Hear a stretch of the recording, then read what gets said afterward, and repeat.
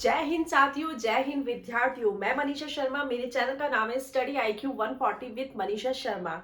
अभी हम पुनर्जागरण पढ़ रहे हैं। पुनर्जागरण की क्लास में हमने अभी जो पुनर्जागरण के जो प्रभाव है वो देख रहे हैं, जिसमें हम साहित्य के क्षेत्र में प्रभाव देख रहे हैं, जिसमें हमारा इटली साहित्य में जो परिवर्तन आया वो हमने देख लिया। आज जो हम देखेंगे फ्रांसीसी साहित्य में जो परिवर्तन आया उसके बारे में देखेंगे। तो हमारा चल रहा है पुनर्जागरण के प्रभाव चल रहा है। हमने इटली के जो साहित्य में जो परिवर्तन आया वो देख लिया। अब हम देखेंगे फ्रांसीसी साहित्य का। देखो साथियों, ये टॉपिक समझने का भी है और मतलब कहते हैं ना, याद करने का भी है और रटने का भी है, क्योंकि इसके अंदर आपको किताबें जो उन्होंने चित्र बनाए उन सब के बारे में, जो आपके साहित्य है उन सबको आपको याद करना होगा। मेरा काम ये है कि कौन सी चीज आपको समझाना कि पुनर्जागरण क्यों हुआ, पुनर्जागरण की पृष्ठभूमि, विशेषता, अर्थ, कारण, प्रभाव, ये सब अच्छे से मुझे बताना है। और जो इसमें, क्योंकि हम सारे साहित्यकार, सभी चित्रों जो इम्पोर्टेंट है, जो परीक्षा की दृष्टि से अब तक आए हुए हैं, उन सब के बारे में आपको बताना है। और एडवांस लेवल उनके विषय वस्तु में से जितना होता है मैं आप सबको बताने का प्रयास कर रही हूँ। अभी हम देख रहे हैं फ्रांसीसी साहित्यकार। इसमें 3 लोगों का नाम मुख्य आता है। 3 लोगों का नाम मुख्य है, जिसमें हम पहला नाम देखते हैं आपका रेबलस का। रेबलस का आता है, ठीक है साथियों। दूसरा आता है आपका मॉन्टेक का। पहला है आपका रेबलस, दूसरा है आपका मॉन्टेक और तीसरा है आपका मार्सी गर्लियो। इनके नाम ही इतने अजीब से है, एक बार बोलने में तो इतना तकलीफ होती है। मार्सी गर्लियो, ठीक है। अब हम तीनों, ये आपके फ्रांसीसी साहित्यकार है जिसमें 3 प्रमुख नाम है, जिसमें आपका रेबलस बहुत कॉमन नेम है, सबने सुना है, मॉन्टेक और तीसरा है आपका मार्सी गर्लियो। इसका तीनों का नाम है। इनके अब जो जो लिखा है उनके बारे में हम देखेंगे। मार्कर बदलने के चक्कर में मार्कर गिर गए, कोई नहीं। तीनों को एक एक को देखेंगे हम तीनों के बारे में देखेंगे। अब आपके रेबलस ने बुक लिखी है आपके। पहला है आपका रेबलस की बुक है आपकी हीरोइक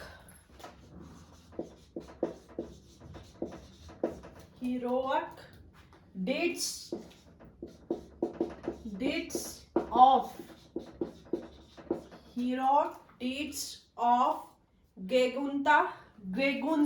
ग्रेगुंतुआ, वह पेंटागुअल।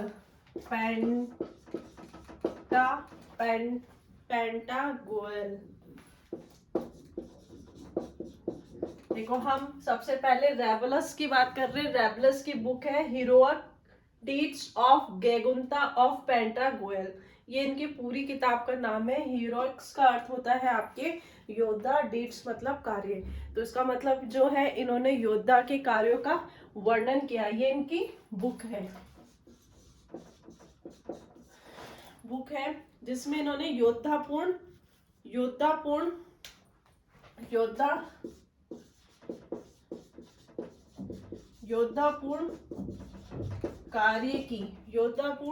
कार्य की जानकारी मिलती है। देखो, मैंने आपको बताया था पुनर्जागरण नहीं हुआ था, उससे पहले आपके जितने भी साहित्यकार हुए हैं या चित्रकार हुए हैं, उनकी सबकी विषय वस्तु थी ना, वो आपकी धर्म थी। धर्म के अलावा वो कुछ भी नहीं लिख सकते थे, वो स्वतंत्र नहीं थे। हमने साहित्य में जो प्रभाव थे वो पिछली कक्षा में हम देख चुके हैं। अब हमें देख रहे हैं कि पहले जो साहित्य हुआ करता था ना, वो आपके ग्रीक और लैटिन भाषा में लिखा जाता था, लेकिन पुनः जागरण के बाद क्या हुआ कि आपके देशज भाषा में भी साहित्य लिखा गया, जिसमें हमने पहला इटली का देख चुके हैं।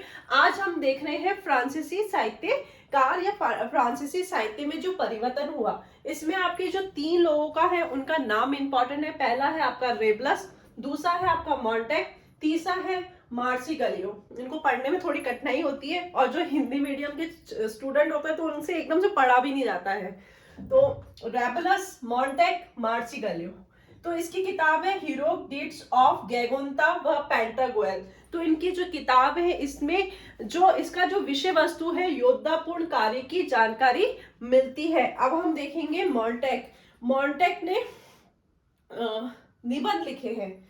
मॉन्टेक ने आपके निबंध लिखे हैं और वो निबंध किस पे होते थे? वो निबंध आपके मतलब सैडनेस व सौरो पे। इनकी जो विषय वस्तु होती थी निबंध की, विषय वस्तु जो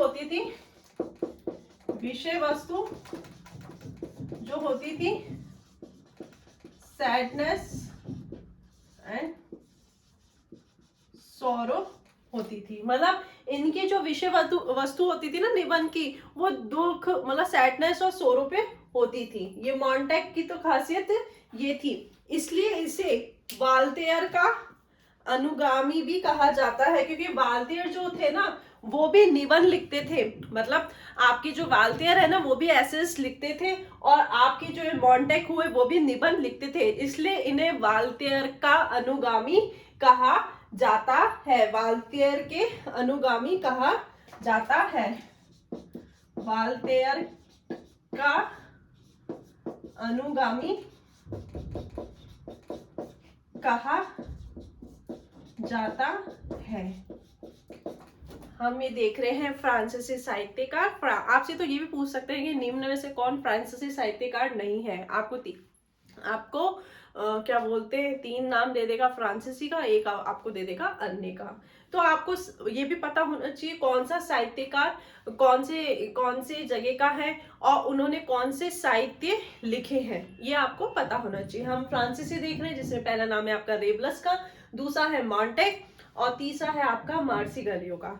तो इसमें क्या है, रेबलस ने लिखी थी हीरोडिट्स ऑफ गेगुंता व पेंटागोएल। ये आपकी रेबलस की थी। इसकी जो विषय वस्तु थी वो योद्धाओं की जानकारी देता था, योद्धा पूर्ण की कार्य की जानकारी देता था। ये इसकी है। आपके मॉन्टेक ने निबंध लिखे हैं और निबंध की जो विषय वस्तु होती थी वो सैडनेस व सौरो होती थी। इसे वाल्तेयर का अनुगामी भी कहा जाता है। क्यों? वाल्तेयर भी निबंध लिखा करता था। वाल्तेयर ने भी लिखा है, वाल्तेयर भी निबंध लिखता था। मतलब इसके भांति मतलब मॉन्टेक और वाल्तेयर एक जैसे निबंध लिखते थे और उनके विषय वस्तु भी सैड और सोरो हुआ करती थी। अब तीसरा जो नाम आता है आपका मार्सिगलियो का। इनकी जो बुक थी डिफेंडर ऑफ पीस थी। इनकी जो बुक थी डिफेंडर ऑफ पीस। अब इस डिफेंडर ऑफ पीस में क्या लिखा हुआ है? इसमें पोप की आलोचना की है। ये मैंने आपको फ्रांसीसी साहित्य का बताया है, जिसमें आपका रेबलस है, मॉन्टेक है, मार्सिगलियो है। रेबलस की है आपकी हीरोडिट्स ऑफ गेगुंता व पेंटागोएल। आपका हीरो मतलब योद्धा, डिट्स यानी कार्य, तो योद्धापूर्ण कार्य की जानकारी मिलती है। मॉन्टेक ने निबंध लिखे हैं जिसने आपके सैडनेस और सोरो पे लिखे हैं। इसे वाल्तेयर का अनुगामी, आपसे क्वेश्चन पूछ सकता है वाल्तेयर का अनुगामी किसे कहा गया है, तो आपके मॉन्टेक को कहा गया है। मार्सिगलियो जिसकी डिफेंडर ऑफ पीस है, इसने आपके पोप की आलोचना की है। एक बार आप इसका पूरे का स्क्रीनशॉट ले लेंगे।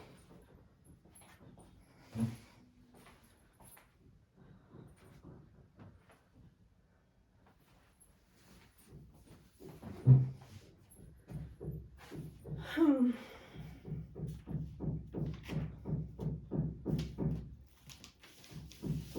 आपको अच्छे से समझ में आ जाए, जो एग्जाम की दृष्टि से है वैसा मैं आपको पढ़ाने का अपनी तरफ से पूर्ण प्रयास कर रही हूँ। फिर भी आप मतलब किताबों को भी पढ़ना जरूर साथियों, क्योंकि क्या होता है कि हम इतिहास इतना बड़ा है, इतना वाइल्ड है ना, हम कोशिश ये करते हैं कि मुख्य मुख्य बिंदु आप तक पढ़ा सक आपको पता चले, और जो एग्जाम में जिस चीज को फोकस किया जाता है उसको हम बिल्कुल पढ़ाने का प्रयास करते हैं। परंतु फिर भी हमें किताबें जरूर पढ़नी चाहिए। ये आपके मेरी तरफ से तो आपको मतलब पूरे वर्ल्ड हिस्ट्री के लगातार हमारे टॉपिक चलेंगे, A to Z world history मैं मेरे द्वारा आपको बेहतर पढ़ाने का प्रयास करूंगी।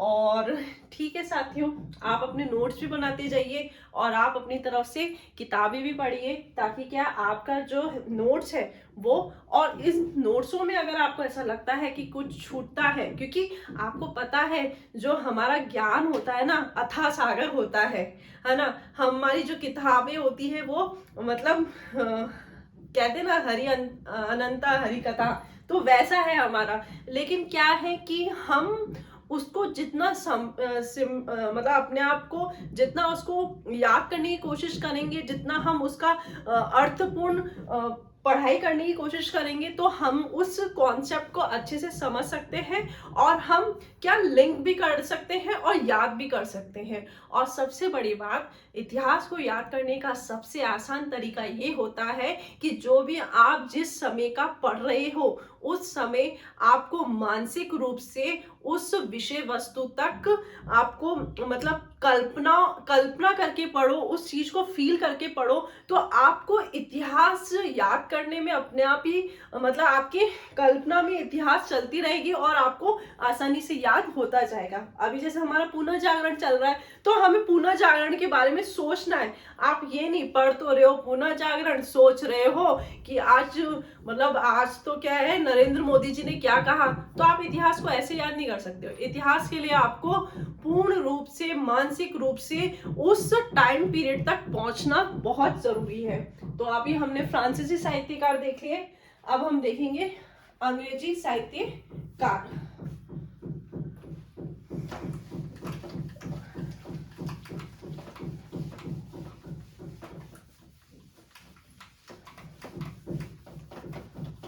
साथियों जैसे एक एक टॉपिक होगा, मैं कोशिश ये करूंगी कि इंपॉर्टेंट क्वेश्चंस जो है वो मैं आपको मतलब मेरी तरफ से क्वेश्चंस भी हम देखते जाएं, ताकि आपके पास क्या है, जैसे जैसे आपने एक टॉपिक पढ़ा पुनः जागरण, पुनः जागरण के जितने भी इंपॉर्टेंट क्वेश्चंस हैं, जो क्वेश्चंस बन सकते हैं वो मैं आपको करवा दूंगी, वो मैं आपको नोट्स फॉर्म में कराऊंगी, ताकि आपका समय खराब ना हो, और आप क्या है मतलब उसका स्क्रीनशॉट ले लो और अपने हिसाब से उसको आप नोट डाउन कर लो। तो पुनः जागरण का टॉपिक जैसे खत्म होगा तो हम पुनः जागरण के क्वेश्चंस भी देखेंगे, ताकि क्या है कि आपका जो जो टॉपिक वर्ल्ड हिस्ट्री में होता जा रहा है वैसे वैसे वो आपका पूरा अच्छे से क्लियर हो। ताकि क्या है मतलब आपको पता है ना कि हम जब एग्जाम देते हैं तो एग्जाम में एक एक क्वेश्चंस की फाइट होती है, एक एक क्वेश्चन से हमें लड़ना पड़ता है, एक एक क्वेश्चन के लिए हमें मतलब क्या बोलते हैं दाव पे लगा हुआ होता है। तो हमारा हर चीज क्लियर होना चाहिए, और हर क्वेश्चन करने से क्या होगा कि आपको उस पूरा जो विषय वस्तु है उसकी समझ बैठ जाएगी, और आपको ये भी पता चल जाएगा कि किस टाइप के क्वेश्चंस आते हैं। मेरी तरफ से आपको पूरा प्रयास बेहतर देने की रहेगी, तो आप मेरे साथ लगातार जुड़े रहिए। और साथियों आप मेरे चैनल को सब्सक्राइब भी कीजिए और शेयर जरूर करिए, ताकि आप मेरे साथ जितने स्टूडेंट जुड़े होंगे तो मेरे को मोटिवेशन मिलेगा कि मुझे बेहतर देना है आपको। अगर फिर भी मैं अपनी तरफ से तो बेहतर दूंगी।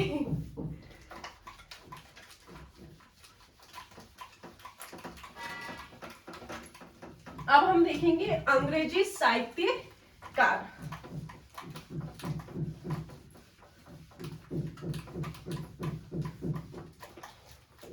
आपको मैं हिस्ट्री में इतना पढ़ा दूंगी, हिस्ट्री में इतना लिखवा दूंगी, हिस्ट्री में सब कुछ दे दूंगी कि आपको मतलब कहीं पे भी हिस्ट्री के लिए पे नहीं करना पड़ेगा। हिस्ट्री के लिए आपको कहीं इधर उधर भागना नहीं पड़ेगा। मेरा पूरा प्रयास ये रहेगा कि मैं आपको बेहतर से बेहतर दे सकूं और बेहतर से बेहतर नोट्स आपके बनवा सकूं, ताकि आपको इतिहास आपको मतलब इजी लर्न हो सके। तो अब हम देखेंगे आपका अंग्रेजी साहित्य। अंग्रेजी साहित्यकार, अंग्रेजी साहित्यकार में कौन कौन हुए आपके? अंग्रेजी साहित्यकार में आपके अच्छे अच्छे नाम आएंगे, जिसमें हम देखेंगे आपका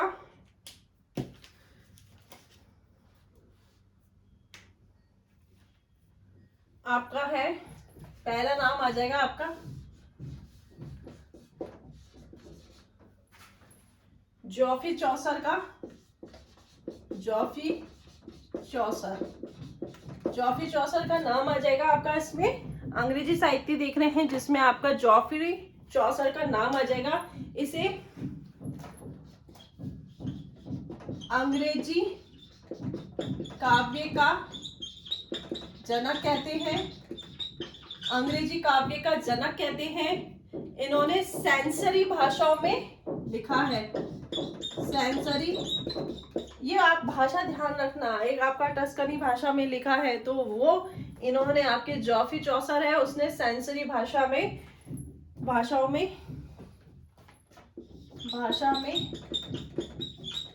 लिखा है ना। अंग्रेजी काव्य का जनक आपके किसे कहा जाता है? वो है आपके जॉफरी चौसर को, और आप उसको चौसर कहते हैं। अंग्रेजी काव्य का जनक कौन है? चौसर। इन्होंने सेंसरी भाषा में लिखा है। अब इनकी जो किताब है वो देख लेते हैं हम।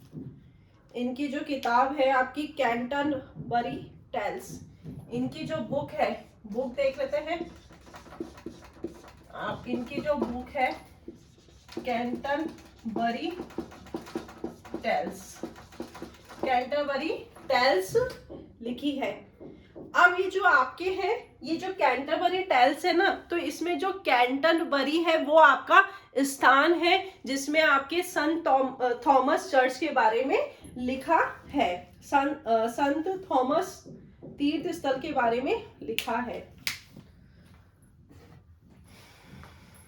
आपके कैंटरबरी, देखो मेरे प्रयास ये है कि सिर्फ आपको साहित्यकार और उनका साहित्य नहीं याद करवाना है। मुझे ये प्रयास ये है कि साहित्य और साहित्यकार और साहित्यकार की विषय वस्तु भी मैं आपको अच्छे से बता सकूं।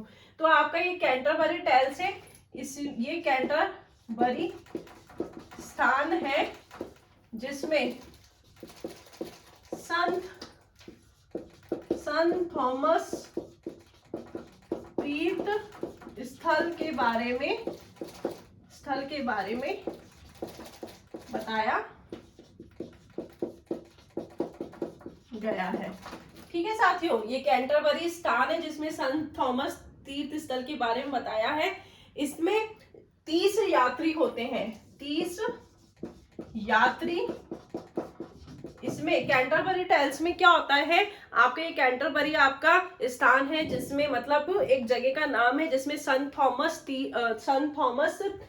तीर्थ स्थल के बारे में बताया, जिसमें 30 यात्रियों का समूह होता है जो एक दूसरे को कहानी सुनाते हैं, जो एक दूसरे को कहानी सुनाते हुए जाते हैं। कहीं पे भी जाते हैं, जैसे अपन कभी कभार नहीं जाते, जैसे हमारे क्या बोलते हैं, हम हरिद्वार गए, कहीं गए, जब हम इतने सारे झुंड में जाते हैं कहीं पे भी, तो वो क्या ऐसे मान लो यात्रा बड़ी आपकी बहुत बड़ी है, तो यात्रा में आप क्या करेंगे, इधर उधर की बातें करेंगे, इधर उधर की कहानी सुनाएंगे। तो कैंटरबरी टेल्स आपका एक तीर्थ स्थान है, एक स्थान है जहाँ पर 30 यात्रियों का समूह होता है जो जाता है, तो एक दूसरे को क्या करता है, एक दूसरे को कहानी सुनाता है, कहानियां सुनाता है। लगभग 30 यात्रियों के द्वारा 130 कहानियां होती है। ठीक है साथियों, ये हम देख रहे हैं आपके जॉफी चौसर जो अंग्रेजी काव्य का जनक कहा जाता है, जिसने सेंसरी भाषा में लिखा था, जिसकी जो बुक है कैंटरबरी टेल्स, जिसमें कैंटरबरी आपका स्थान है, जिसमें संत थॉमस तीर्थ स्थल के बारे में बात की गई है, जिसमें 30 यात्रियों का समूह होता है। यात्रा के दौरान वो एक दूसरे को कहानी सुनाते हैं। लगभग 130 कहानियों होती है। ठीक है, अब इनकी जो दूसरी बुक है इनकी टॉयल्स एंड क्रोसिडा। दूसरी किताब है इनकी टॉयल्स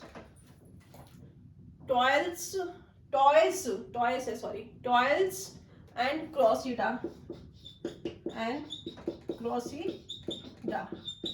ठीक है, ये जो ट्रायल्स एंड क्रोसिडा है, इसमें आपके टॉय संघर्ष के बारे में बताया गया है। टॉय संघर्ष के बारे में बताया है, जिसे हम टार्जन युद्ध भी कहते हैं। टॉय संघर्ष, या इसे हम टार्जन युद्ध भी कहते हैं। अब ये जो है आपके, इसमें टॉयल्स तो आपका प्रेमी होता है, टॉयल्स आपका प्रेमी होता है, और क्रोसिडा आपकी प्रेमिका।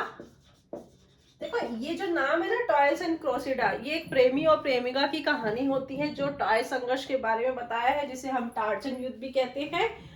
इसमें प्रेमी और प्रेमिका, इसके अंदर जो होते हैं ना टॉयल्स एंड क्रोसिडा, प्रेमी और प्रेमिका की कहानी होते हैं। इसमें ना प्रेमी और प्रेमिका मारे जाते हैं, उनके ऊपर ये कहानी लिखी हुई है। तो इसके अंदर क्या है, प्रेमी और प्रेमिका मारे गए हैं। जो विषय वस्तु है लिख लो आप। प्रेमी पिछली क्लास में मैंने नीचे लिख लिया था, तो आपको इतना सा दिखा नहीं था, लेकिन मैंने क्या आपको वो 2-3 बार रिपीट बोल के आपको क्लास ली है, तो आप मतलब थोड़ा सा खुद की तरफ से मेहनत करना है कि आप उसे नोट डाउन कर लो। मुझे बाद में पता चला कि आपके नीचे का कुछ नहीं दिख रहा है, तो सॉरी उसके लिए। तो इसकी जो विषय वस्तु है, प्रेमी वह प्रेमिका मारे गए, उनके ऊपर कविता लिखी है। मैं इसलिए आपको बार में रिपीट करके पढ़ाती हूँ, ताकि मान लो आपका कुछ छूट जाता है, जो मतलब दिखाई नहीं दे ढंग से, या आपको लिखा हुआ ढंग से नहीं दे, तो आप क्या सुन के भी अपने नोट्स बना सकते हैं। अभी हम देख रहे हैं अंग्रेजी साहित्य का, जिसमें हमने जॉफरी चौसर को देखा है। इसे हम अंग्रेजी काव्य का जनक कहते हैं। इन्होंने अपने सेंसरी भाषा में, इनके जितने भी काव्य हैं वो सेंसरी भाषा में लिखे गए हैं, सेंसरी भाषा में लिखे गए हैं। इनकी जो पहली बुक है वो है आपकी कैंटरबरी टेल्स, जिसमें कैंटरबरी आपका स्थान है, जिसमें संत थॉमस तीर्थ स्थल के बारे में बताया गया है। 30 यात्रियों का समूह है, जो कहीं यात्रा पे जाते हैं, वो आपके कैंटरबरी स्थान पे जाते हैं। तो 30 यात्री आपस में एक दूसरे को 130 कहानी सुनाते हुए जाते हैं। तो ये कैंटरबरी में तो ये लिखा है। दूसरा है इनकी टॉयल्स एंड क्रोसिडा। टॉयल्स ये प्रेमी और प्रेमिका की कहानी होती है, जिसमें प्रेमी और प्रेमिका मर जाते हैं। टाइल्स आपका प्रेमी होता है और क्रोसिडा आपकी प्रेमिका होती है। तो इनकी संघर्ष की कहानी होती है, और इस संघर्ष कहानी नहीं होती, सॉरी कविता होती है। तो ये आपके जॉफरी चौसर ने लिखा है। एक बार आप इसका स्क्रीनशॉट ले लेंगे, एक बार आप इसका पूरे का स्क्रीनशॉट ले लेंगे।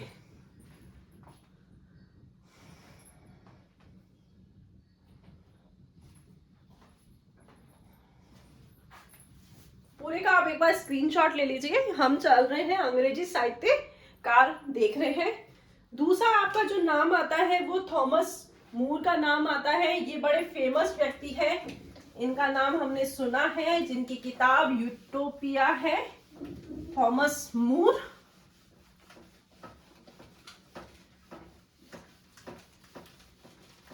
कोशिश ये रहेगी कि आज मैं मतलब अभी तो आपके चित्रकला भी है, स्थापत्य कला भी है, तो कोशिश रहेगी आज की क्लास और कल की क्लास और फिर देन आपके पुनर्जागरण के क्वेश्चंस करवा के मैं आपको कल और परसों तो आपके थर्सडे से नया टॉपिक हम वर्ल्ड हिस्ट्री का शुरू कर देंगे। लेकिन मेरा प्रयास ये है कि आपको जल्दी जल्दी नहीं पढ़ाते हुए मैं आपको बेहतर बेहतर पढ़ाते हुए मैं आगे बढ़ूं, ताकि क्या आपका वर्ल्ड हिस्ट्री को लेके जो मतलब ये है ना कि आपके कॉन्सेप्ट क्लियर होते जाए और वर्ल्ड हिस्ट्री में आपको मतलब टिप्स पे याद रहे। तो मेरा प्रयास यही है कि आप अच्छा याद करें।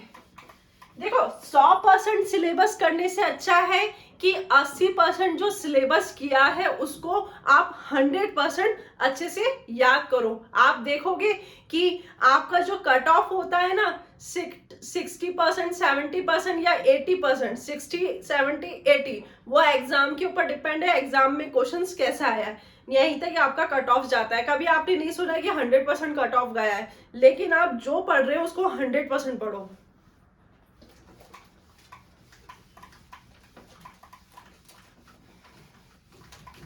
अब हमारा नाम आता है, हमारा जो नाम आता है वो आपका अंग्रेजी साहित्यकार का दूसरा नाम है थॉमस मोर, जिनकी किताब क्या है, जिनकी किताब है यूटोपिया। इनकी किताब का नाम है, मैं आज मार्कर इसलिए चेंज कर रही हूँ ताकि आपको मतलब सब कुछ अच्छे से दिखे, कलरफुल दिखे। यूटोपिया इनकी बुक है, यूटोपिया मतलब इन्होंने काल्पनिक राज्य की बात की है। यूटोपिया का काल्पनिक राज्य, ठीक है, ये थॉमस मोर की बुक है। इन्होंने काल्पनिक राज्य की बात की है, आदर्श राज्य की बात की है। इन्होंने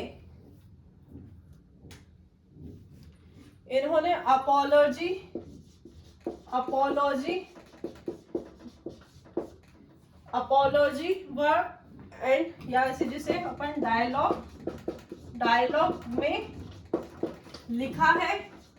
देखो ये आपके जो थॉमस मोर है ना, इन्होंने यूटोपिया लिखा है, जिन्होंने आदर्श राज्य की बात करी है या काल्पनिक राज्य की बात की है। इन्होंने डायलॉग में लिखा है या अपोलॉजी में लिखा है। इन्होंने अंग्रेजी राज्य शासक स्वीकार नहीं करने की वजह से इन्हें प्राण दंड दे दिया गया था। तो इसमें आप लिखोगे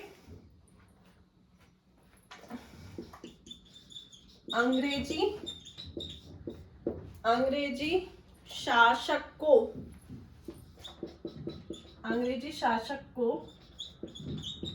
शासन होगा ना, शासक तो नहीं होगा, शासन को स्वीकार नहीं करने की वजह से इन्हें प्राण दंड दे दिया गया।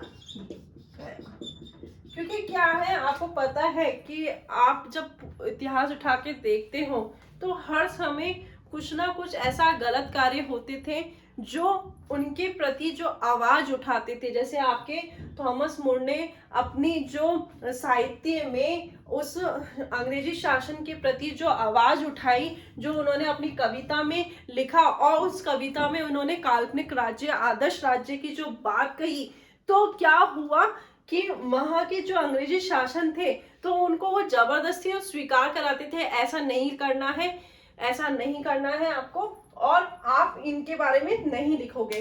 तो वहां के जो शासक थे तो उन्होंने थॉमस मोर को वहां का शासन स्वीकार करने के लिए कहा, और उन्होंने अंग्रेजी शासन स्वीकार नहीं किया, उनके बदले उसे प्राण दंड दिए गए। इन्होंने डायलॉग में लिखा था और अपोलॉजी, इनकी किताब है यूटोपिया, काल्पनिक राज्य की बात की है। अब आपके नाम आता है, एक और नाम आता है आपका, अभी तो और भी नाम है, एडवर्ड स्पेंसर।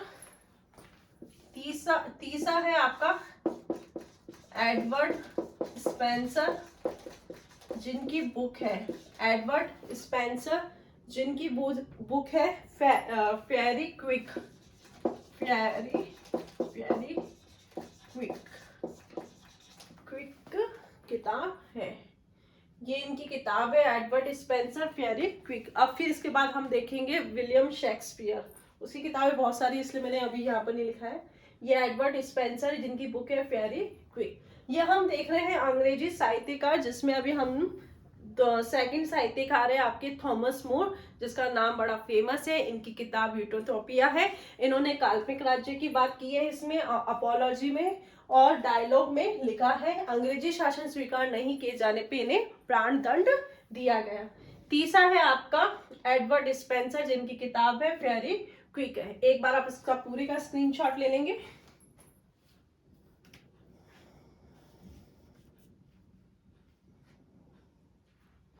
ठीक है साथियों, नेक्स्ट चौथा हम देखेंगे,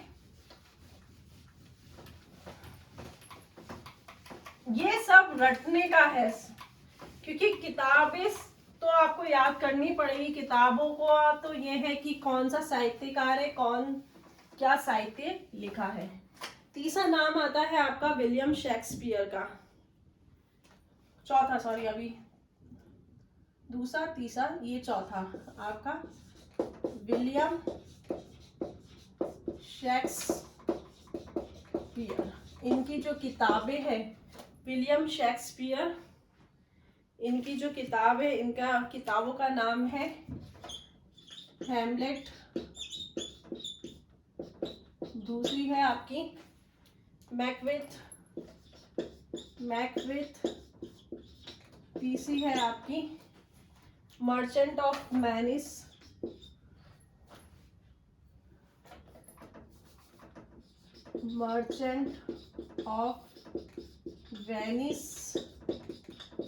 ठीक है। वो बहुत सारी किताबें लिखी है। रोमियो और जूलियट,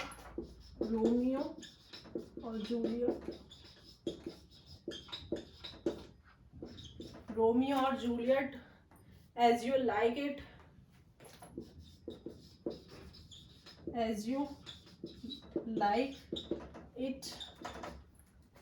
और देखो ये इनकी विलियम शेक्सपियर है, जिनकी प्रमुख अपन ने साहित्य लिखा है Hamlet, Macbeth, Merchant of Venice, Romeo Juliet, as you like it.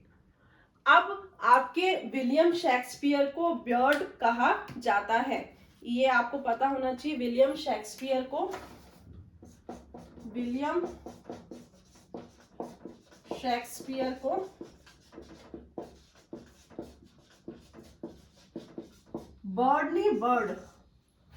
Bird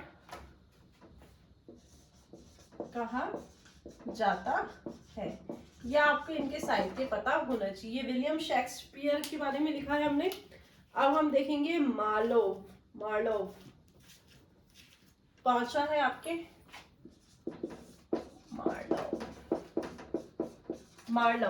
Marlowe. इन्होंने जो लिखा है वो तैमूर लंग की बुक लिखी है। मार्लोव ने तैमूर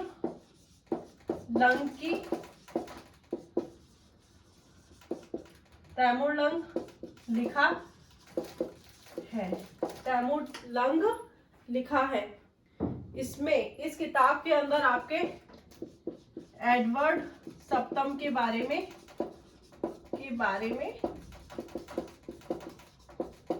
लिखा है। मार्लोव और एक और जो है आपके जॉनसन का तो नाम मैं बता रही हूँ, उसका ऐसे कोई खास कृति नहीं है। जॉनसन, ये तीनों नाम इसलिए लिखा रही हूँ क्योंकि ये आपके एलिजाबेथ के शासन के काल में थे। ये जो आपके विलियम, इनको तीनों का लिखाने का भी उद्देश्य ये था। जॉनसन है आपके, विलियम शेक्सपियर, मार्लोव और जॉनसन, ये तीनों आपके एलिजाबेथ के शासन काल में थे। ये तीनों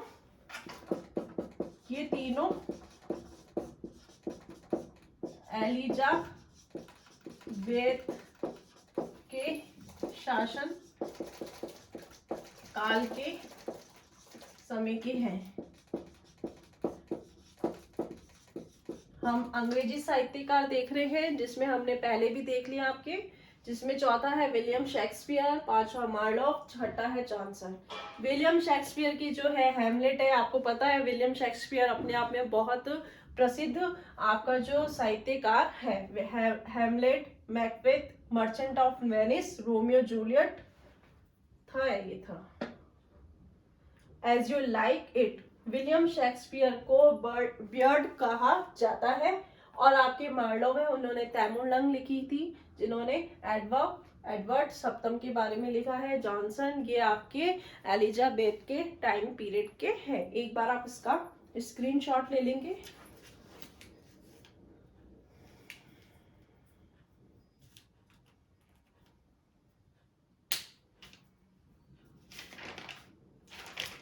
आज हम साहित्य तो कंप्लीट करके करेंगे, फिर हम चित्रकला पे आ जाएंगे। ठीक है साथियों, अब हम देखेंगे आपका इस अन्य साहित्य में स्पेनिश साहित्य। स्पेनिश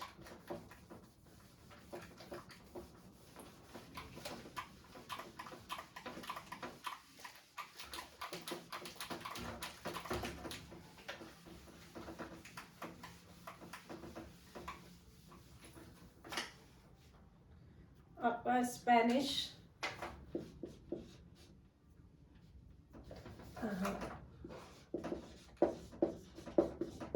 स्पेनिश साहित्य का, जिसमें आपका सर्वप्रथम जो नाम आता है वो है आपका सर्वेंटिस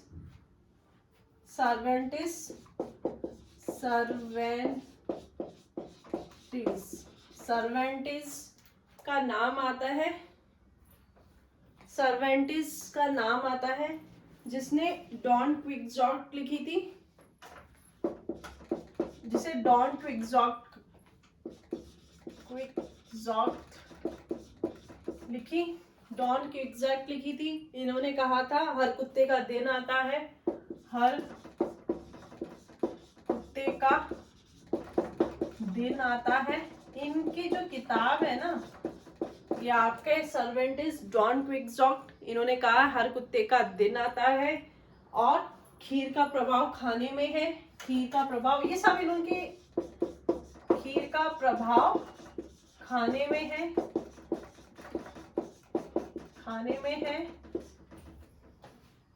एक पक्षी वाले एक साथ उड़ते हैं, ये सब इनके साहित्य हैं। एक पक्षी वाले एक साथ उड़ते हैं, ये आपको पता होना चाहिए। इसमें याद करने वाला कुछ भी नहीं है, ये तो सिर्फ आपको ये खुद को रटना है। सर्वेंटिस है, स्पेनिश साहित्यकार है, जिन्होंने लिखा है डॉन क्विक्सॉट के बारे में। हर कुत्ते का दिन आता है, ऐसा ये कहते हैं। खीर का प्रभाव खाने में, एक पक्षी वाले एक साथ उड़ते हैं, इनके ये है। फिर हम देखेंगे आपका डच साहित्य। फिर हम देखेंगे आपका डच साहित्यकार। ठीक है साथियों, इसमें आपका जो नाम आता है, इरेमस का नाम आता है। इरेमस का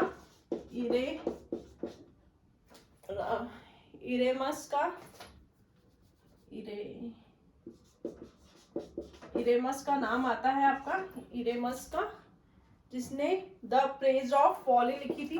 द प्रेज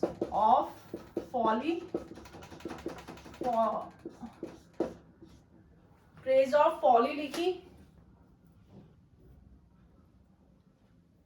इन्होंने, आपके जो इरेमस थे, इन्होंने मजाकिया अंदाज में धर्म की मतलब आलोचना की या कटाक्ष किया। मतलब मजाकिया अंदाज में, व्यंग शैली में, मजाकिया अंदाज में इरेमस ने मजाकिया अंदाज में व्यंग शैली में धर्म पर कटाक्ष किया।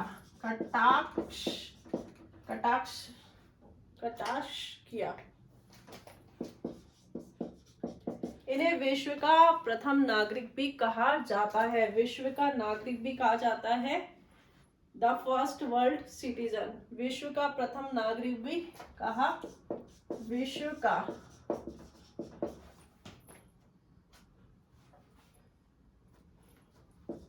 प्रथम नागरिक भी कहा जाता है। ठीक है साथियों, और हमें मालूम है मानववाद का जो जनक है वो पेटक को कहा जाता है, और मानववाद का जो राजकुमार है आपके इरेमस को कहा जाता है, क्योंकि इन्होंने जो मतलब आपके जो धर्म पे मतलब व्यंग शैली में मजाकिया अंदाज में मतलब इन्होंने डायरेक्ट लिखते तो इनको भी जला दिया जाता है या इनके ग्रंथ को जला दिया जाता, लेकिन उन्होंने क्या मजाकिया अंदाज में लोगों को बताया और धर्म पे कटाक्ष किया। इन्हें मानववाद का राजकुमार कहा जाता है। ठीक है साथियों, एक बार हम स्पेनिश साहित्य में आपकी सर्वेंटिस जिन्होंने डॉन क्विक्सॉट लिखा, हर कुत्ते का दिन आता है, खीर का प्रभाव खाने से होता है, एक पक्षी वाले एक साथ उड़ते हैं, ये सब आपके सर्वेंटिस की है। डच साहित्यकार में आपका इरेमस का नाम आता है, जिसे हम मानववाद का राजकुमार कहते हैं। इन्होंने द प्रेज ऑफ फॉली लिखी, मजाकिया अंदाज में धर्म के ऊपर इन्होंने कटाक्ष किया है, व्यंग शैली में धर्म पर कटाक्ष किया है। विश्व का प्रथम नागरिक भी कहा जाता है, मानववाद का राजकुमार भी कहा जाता है। एक बार आप इसका पूरे का स्क्रीनशॉट ले लेंगे।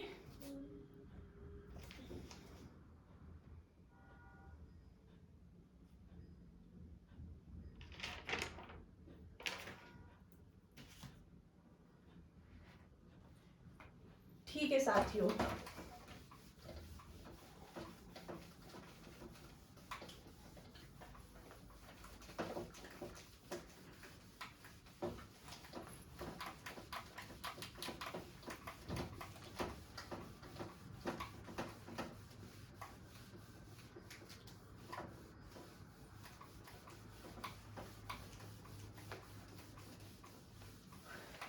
अब है आपके पुर्तगीज साहित्य।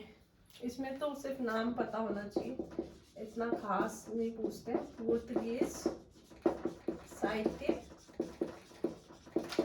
का, पुर्तगीज साहित्य जिसमें क्रेमोन्स का नाम आता है, क्रेमोन्स इनका जो साहित्य है, उनका जो साहित्य है लूसियाड है। क्रेमोन्स कौन से साहित्यकार है आपके?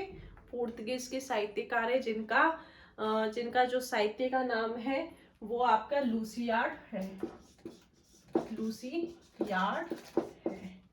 ठीक है साथी, आज हमने साहित्यकार पुर्तगाली क्या बोलते हैं पुनर्जागरण का जो आपका प्रभाव है वो हमने देख लिया, जिसमें हमने साहित्य के क्षेत्र में जो परिवर्तन हुआ उसके बारे में पढ़ लिया। हमने देखा जो पहले साहित्य धर्म के नाम पे ही लिखना पड़ता था, लेकिन साहित्य में जो परिवर्तन आया है, पहले आपके सिर्फ ग्रीक और लैटिन भाषा में लिख सकते थे, लेकिन हमने देखा कि हम अब फ्रांसीसी भाषा में भी लिख सकते थे, स्पेनिश, अंग्रेजी, डच, पुर्तगीज साहित्य भी लिख सकते थे। आज की क्लास हमारी यही समाप्त होती है, और फिर कल हम देखेंगे कला के क्षेत्र में, आपके कला के क्षेत्र को हम कल फिनिश कर लेंगे, ताकि परसों में आपको पुनर्जागरण के क्वेश्चंस इंपॉर्टेंट जो भी है वो मैं आपको करा सकूं।